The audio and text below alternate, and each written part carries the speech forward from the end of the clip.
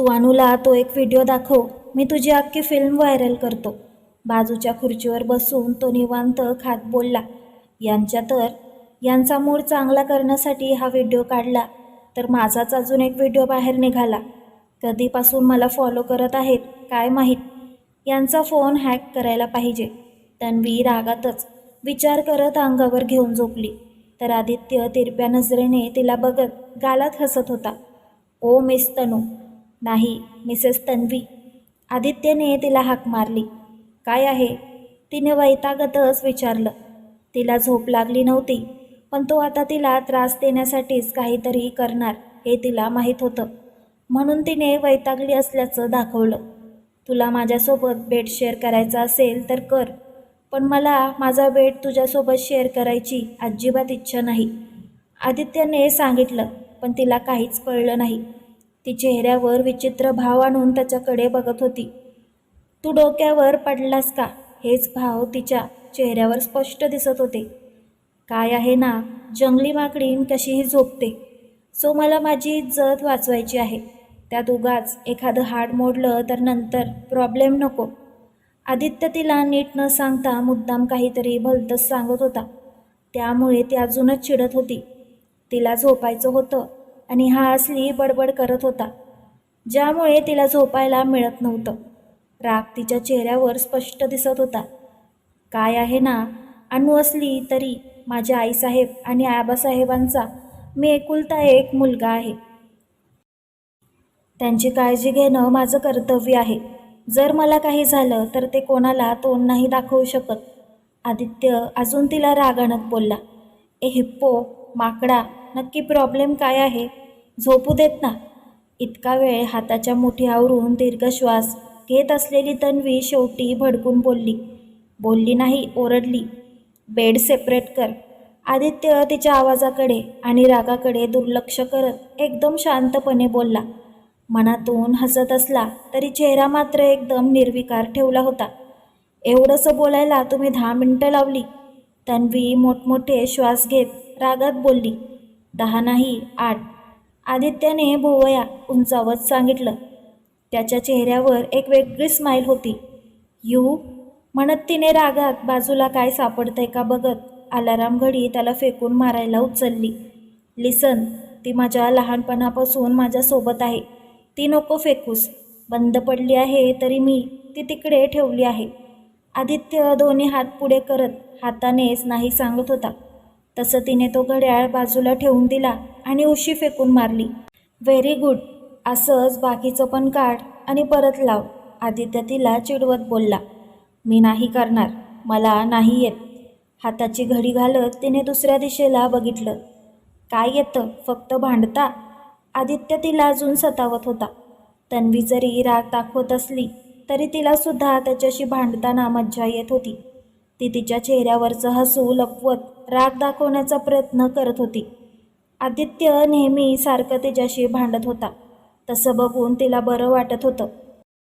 नाहीतर काल त्याने जान्हवीबद्दल सांगितलं तेव्हापासून त्याच्या चेहऱ्यावर एक वेगळीच उदासीनता होती, जी तन्वीला आतल्या आत सतावत होती.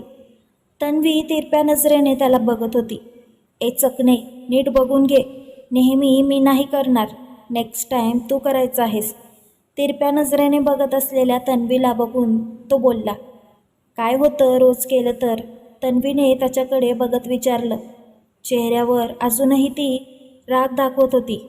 उद्या तू करायचंस, नाहीतर बेड असाच राहणार. मी नाही करणार, समजलं ना? तिकडे स्टॅच्यू बनून उभं राहण्यापेक्षा इथे ये, थोडं काम कर. तिकडे उभे असलेल्या तन्वीकडे बघत तो बोलला. रागातच पाय आपटत ती तिकडे आली आणि बेडशीट नीट करायला त्याला मदत केली. नशीब तेवढं तरी येतं, नाहीतर मला वाटलं फक्त आपडी पोळे करता येतं, आदित्य बोलला. तसं ती तिरप्या नजरेने रागात त्याला बघत होती. ए चकणे, नीट करते, नाहीतर हाताला लागेल. तिकडे असलेल्या हुककडे बघत तो बोलला. माझं नाव तन्वी आहे, हे नेहमी नेहमी तुम्ही मला काहीही नाही बोलू शकत. तन्वी बेडशीट नीट करून बेडवर बसत बोलली. मी काहीही करू शकतो. त्याने बाजूला हात करत खांदे उडवत सांगितलं. Good night. सकाळ असली तरीही झोपायचं म्हणून गुड नाईट. तन्वीने एका कुशीला तोंड करत झोपून बोलली. हां. आदित्यने फोन बघत हुंकार दिला. थोडा वेळ फोन बघून तोही झोपला. दुपारच्या जेवणालाही ते दोघे उठले नव्हते. जेटलॅगचा त्रास आदित्यला नेहमी व्हायचा, म्हणून त्याला कोणी बोलवायला नव्हतं गेलं. तन्वीनेही आधीच सांगितलेलं ती दुपारी जेवायला येणार नाही म्हणून. तिलाही कोणी उठवायला गेलं नाही. संध्याकाळी तन्वीला जाग आली. ती मस्त आळस देतच उठली. यार, या माकड्याच्या सोबत राहून माझी मलाच जाग यायला लागली. बिघडत चालले बहुतेक मी. वेळेत आवर घालायला पाहिजे, नाहीतर असल्या सवयी लागल्या तर मॉम डॅड घाबरतील. आळस देऊन झाल्यावर बाजूच्या बेडवर झोपलेल्या आदित्यकडे बघत ती स्वतःशीच पुटपुटली. यार, हा झोपेत एकदम लहान मुलांसारखा वाटतो. वेडावाकडा झोपलेल्या आदित्यकडे निरखून बघत ती स्वतःशीच बोलत होती. तरी तो क्यूट अजिबात नाही.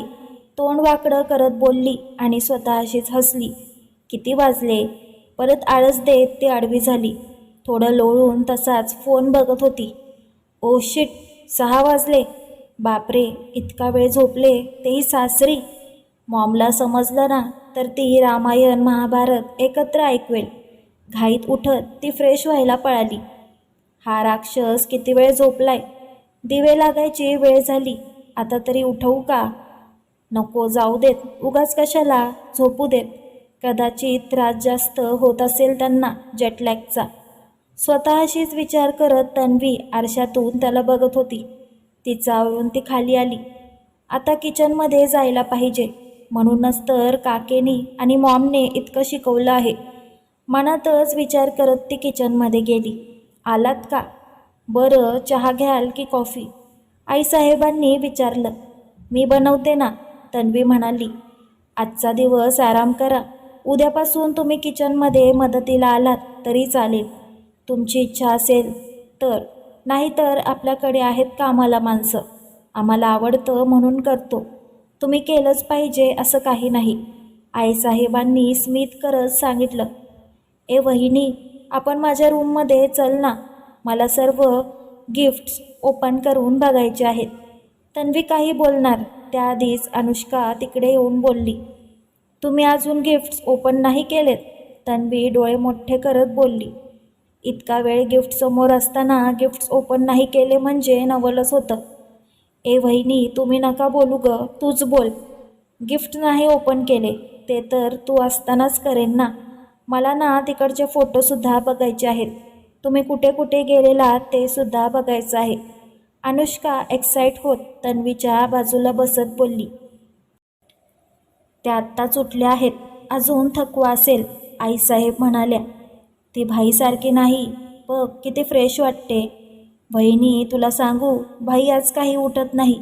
आता सरळ सकाळी उठेल तो, अनुष्काने हसतच सांगितलं. इतका त्रास होतो त्यांना? तन्वीने आश्चर्याने विचारलं. आदित्य एक बिझनेसमॅन होता. त्यात त्याचा बिझनेस भारताबाहेरसुद्धा पसरला होता. त्यासाठी त्याला फ्लाईटने प्रवास करावा लागणं स्वाभाविक होतं.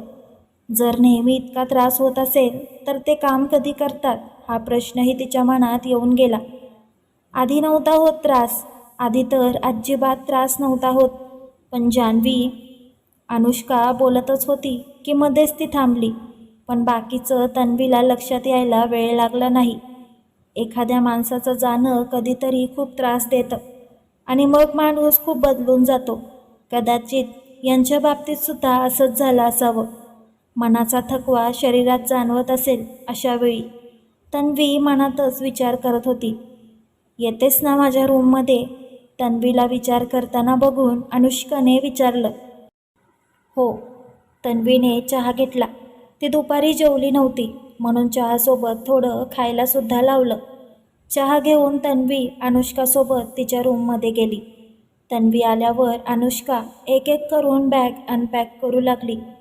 तन्वी प्रत्येक गोष्ट कुठून घेतली आणि आदित्यला ती वस्तू घेताना किती त्रास दिला ते सांगत होती. आदित्यने सुद्धा तिला कसा त्रास दिला ते सांगत होती. आदित्य तिला कसा त्रास देत होता हे सर्वच न सांगता थोड्याफार गोष्टीच ती सांगत होती, जेणेकरून अनुष्काला आनंदही होईल आणि त्या व्हिडिओ काढलेल्या तिला सांगावंसुद्धा लागणार नाही. तिने फोनमधून त्या व्हिडिओसुद्धा हाईड करून ठेवल्या होत्या. ते सर्व ऐकून अनुष्का खूप खुश होती. तिचा भाई परत मस्ती करायला लागला हेच तिच्यासाठी खूप होतं. अनुष्काचे गिफ्ट दिल्यानंतर तन्वीने आईसाहेब आणि आबासाहेबांसाठी आणलेलं गिफ्ट पण दाखवलं. अजूनही तिने काही गिफ्ट्स आणलेले जे गावाला अंजली वहिनी आणि बाकींच्यासाठी होते तेही तिने दाखवले. तन्वीने आठवणीने सर्वांसाठी गिफ्ट्स आणलेत बघून आईसाहेब आणि आबासाहेब खूप खुश होते. थोडा वेळ सर्वांशी बोलून ती तिच्या रूममध्ये निघून गेली. आदित्य अजूनही झोपला होता. याला भूक लागली आहे की नाही, किती झोपतो, असं कसं कोणीच उठवायला येत नाही, मी उठवू का, झोपू देत, उगाच माझ्यावर चिडायचा नाही तर. आदित्यकडे बघत तन्वी विचार करत होती. त्याच्याकडे बघत ती लॅपटॉप घेऊन बसली. खूप दिवस तिने काहीच काम केलं नव्हतं, त्यामुळे तिची खूप कामं पेंडिंग होती. त्यात तिच्या मेलबॉक्समध्ये खूप सारे अनरीड मेल्स होते. सर्व चेक करून ज्या मेल्सवर तिला रिप्लाय द्यायचा होता ते ती रिप्लाय करत होती. एकीकडे प्रियासोबत फोनवर बोलून अपडेट घेत होती. ओके बाय, उद्यापासून ऑफिसला येते, मला सर्व अपडेट हवे आहेत. कसा झाला हनीमून, कामाचं बोलून झाल्यावर प्रियाने तिला चिडवत विचारलं. ए बाई गप ना, उद्या बोलू, तन्वीने वैतागत सांगितलं.